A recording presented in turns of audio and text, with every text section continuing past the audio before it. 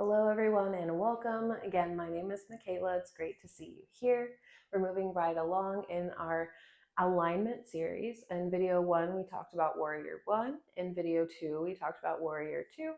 So in this video, we're going to talk about two postures that are very related. We're going to talk about high lunge and low lunge. So they're the same, just one is knee on the ground, one is knee lifted.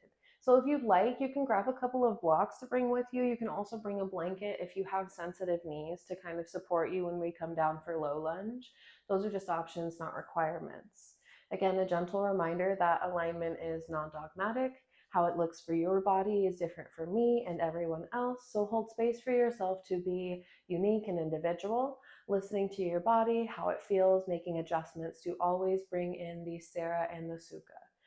Take your time and find your way towards the top of your mat. Just like we've done in all the videos, we're going to step back.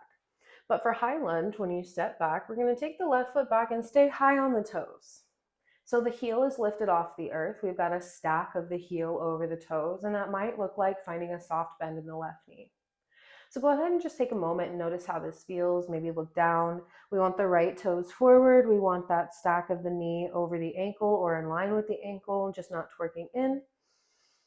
And activate the core here. You might even have a very slight wrap of the glutes down towards the heels, keeping a little buoyancy in that left knee. That's going to really turn on that left quad. Take a moment, maybe you stay here, or maybe you take the arms to the sky. So in this posture, the hips are both truly neutral towards the top of the mat, because if we were to step the left foot forward, toes are facing forward. Rather than like in warrior 1, if the heel turns to the mat, we've got that external rotation in the left hip.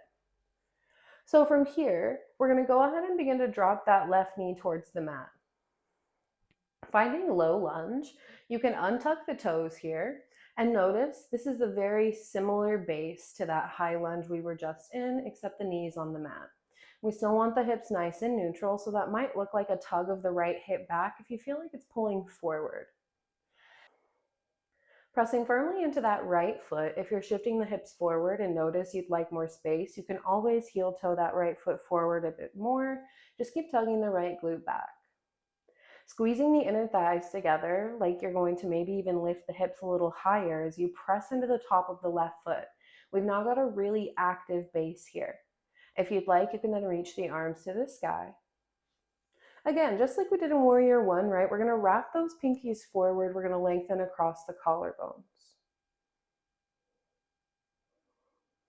And when you're ready, you can go ahead and bring your hands back down to your hips. If you'd like, you can tuck the toes, lift the left knee, and step the left foot forward.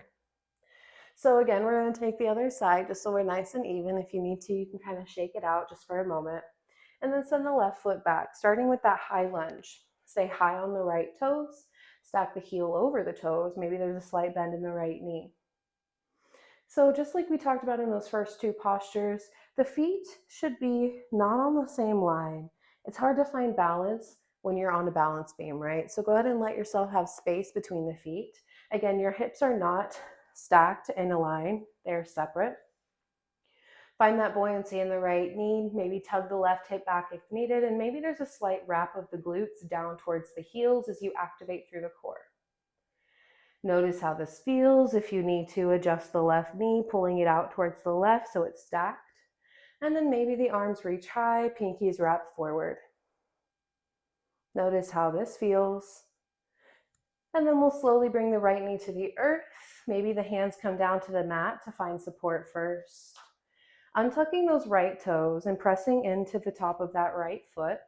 Again, if you need space, you can always heel toe that left foot a little bit further forward, right? But if the glute pulls forward, see if you can tug the glute back so the hips are in line. Active through the top of the right foot and pressing into the left foot. Active core, inner thighs are squeezing together. Hands can stay on the hips or you can reach towards the sky. When you're ready, tuck the right toes, lift the right knee, and step that left foot. And step that right foot forward to meet the left, shaking it out if needed. If you need a little bit more time, go ahead and take some more time to play with that posture.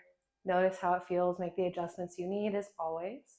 Thank you so much for joining me in this video. Again, my name is Micaela.